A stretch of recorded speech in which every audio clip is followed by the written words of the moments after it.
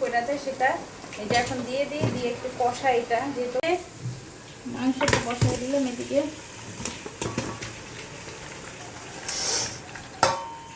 সুন্দর নতুন হলুদ মরিচ করা তো সেজন্য মাংসের কালার অনেক সুন্দর আসছে। রান্না করলে আরো কালার সুন্দর আসবে। যাই হোক, এটা এখন ঢাকনা দিয়ে দিই। পাটায় বাইটা দিলে এটা টেস্টই অন্যরকম হয়। এখানে কিশমিশ আর বাদাম, এই যে শিলপাটার মতো এরকম আর কিছু আছে, কি সুন্দর ব্লেন্ডারে দিলে এটা হয়ে যায় আরো পাতলা, যেখানে কিশমিশ আর হলো বাদাম। এই যে বিসমিল্লাহ করে দেখি রাইস কুকারে রোস্ট ফ্রাই করতে পারি নাকি, কতটুক হয় দেখি একটু দিয়া। যদি হয় তা তো ভালো, বেস্ট হয়েছে।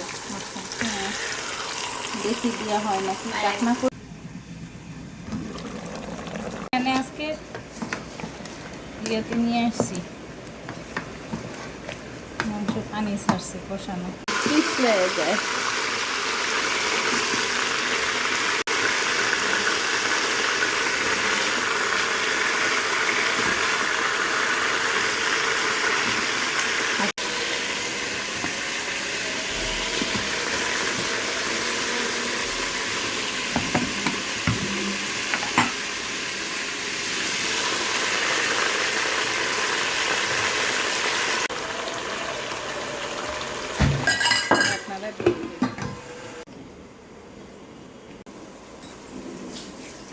এখানে দিয়ে দিচ্ছি স্বাদ মতো রসুন বাটা, দিয়ে দিলাম আদা বাটা, এখানে সবাই থেকে মশলা দিচ্ছি,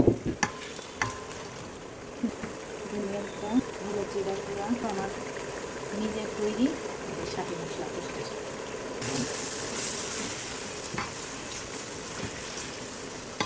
তারপরে পছন্দ করে দেখি হয়েছে আবার হালকা কাজু বাদাম, কিশমিশ এটা বাটা দিচ্ছি।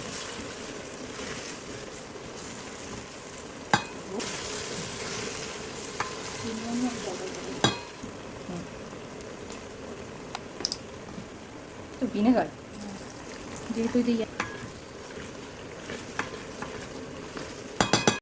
এই যে রোস্ট, আজকে এই প্রথম রাইস কুকারে রোস্ট রান্না করতেছি। আমি ভাবছি যে এটা ভাজতে পারবো না, দেখি না মাশাআল্লাহ সুন্দর করে ভাজতে পারছি। অত চুলার মতো না হইলে হয়েছে, মোটামুটি মানে ঠেকা কাম চালিয়ে নেওয়া যাবে। রোস্ট করেছি আর এটা এই যে ছবি তুলে রাখি পরে যে মাথার চুলনি পড়ে যায় সেটা এই যে এখন দিয়ে দিই, দিয়ে একটু কষাই। এটা যেহেতু মুরগিটা হালকা ফ্রাই হয়েছে, একটু কষায় নিলে মশলাপাতি এটার ভিতরে যাবে, ভালো লাগবে কষায়। তারপর আমি আরো দুধ মাংসটা অত কড়া ইয়া হয়নি, ফ্রাই হয় নাই, যেরকমটাই হয়েছে। এটা এখন আমি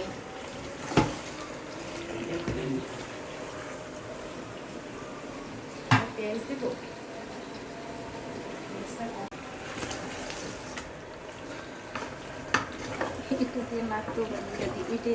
ওইরকম ভুনা ভুনা মাংস। এই যে দেখো,